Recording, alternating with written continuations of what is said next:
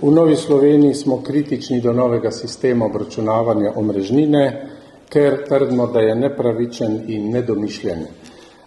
Z novim sistemom obračuna bodo ljudje plačevali prisilno solarizacijo Slovenije. Sistem je nepravičen do tistih, ki so že do sedaj največ vlagali v zeleni prehod, tako imenovani zeleni prehod, v sončne panele, v toplotne črpalke, v kar jih je spodbujala vlada.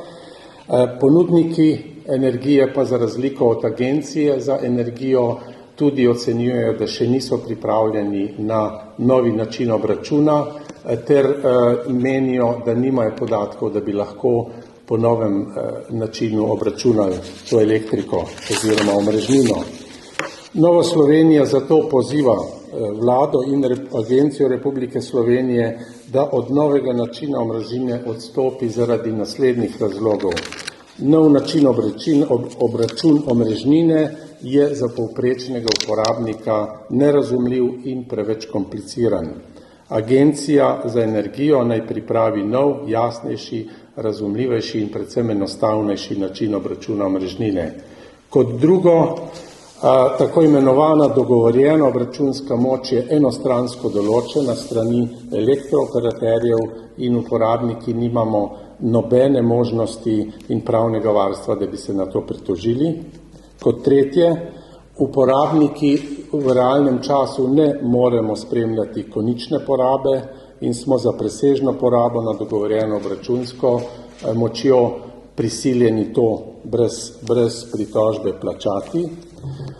Tukaj je še problem srednjih in velikih podjetij, ki bodo nedvomno beležila enormno povečanje stroškov. Združenje ocenjuje, da bo ta strošek omrežnine od 2 do 4-krat večji kot do sedaj. In, kot sem že tudi omenil, največje breme novega sistema bodo nosili tisti, ki so investirali v zeleni prehod največ. Država zanje spreminja pravila za nazaj, kar vpliva na ekonomičnost novih investicij, s tem bomo za dolgo časa povsem ustavili investicije gospodinjstev in gospodarstva v zeleni prehod, kar se nam zdi v Novi Sloveniji nedopustno. Naj povem recimo en od takih primerov, do katerih bo prihajalo. Recimo imamo gospodinjstvo, ki ima odjemno moč 7 kW za osnovo določitve omrežnine in to so stalno tudi izpolnjevali. V enem dnevu v januarju pa je v 3 15-minutnih intervalih izmerjena konična poraba znašala med 16 in 19 kW. Zdaj, da povem, kaj bo to pomenilo za to gospodinjstvo, ki trdi, gre za konkreten primer, da je šlo za napako pri merjenju. Namesto sedanjih 9 evrov omrežnine na mesec bodo plačevali 140 evrov omrežnine na mesec, v zimskem času pa namesto 36 evrov na mesec kar 560 evrov. Gre za res veliko povišanje. Drug tak primer, na katerega opozarjamo, so izjemni dogodki, predvsem recimo v zimskem času, recimo, da se nekemu gospodinjstvu pokvari toplotna črpalka. Zdaj smo, kot veste, primorani, da bomo uporabljali električne peči in to bo enormno povečalo to porabo in zato bodo odjemalci oziroma bomo odjemalci plačevali visoke penale.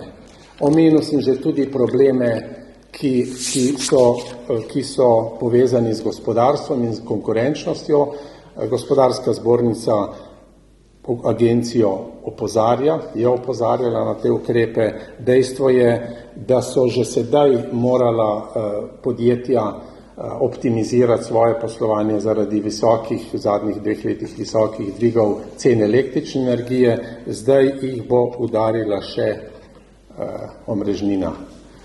Visoko povišanje omrežnine, zato se nam to zdi nesprejemljivo. Seveda agencija govori, da bo hipotetično to prineslo pozitivne rezultate. V Novi Sloveniji se sprašujemo, za koga dejansko bo naložbe v distribucijske sisteme bodo do leta 2034 zahtevale 4,5 milijard evrov, Te številke se sicer razlikujejo, prej je bilo 2 milijardi, zdaj je 4 milijarde in pol. Vse to bo nekdo moral plačati in dejstvo je, da bo največje breme bodo nosili ta srednji sloj, ki je bil najbolj ozaveščen in ki je dejansko najbolj poslušal vlado in je rekel, ok, bomo investirali v sončne panele, v toplotno izmenjavo, v rekuperacijo, prezračevanje, v električne avtomobile, zdaj bodo pa ti nosili največje breme za ta tako imenovani zeleni prehod, brezglavi zeleni prihod. Zdaj mi zaradi vsega omenjenega smo v Novi Sloveniji zahtevali sklic odbora za infrastrukturo, okolje in prostor in predlagamo, da se sprejme sklep, da se Odbor za infrastrukturo poziva Agencijo Republike Slovenije za energijo, da odstopi od novega načina obračuna omrežnine.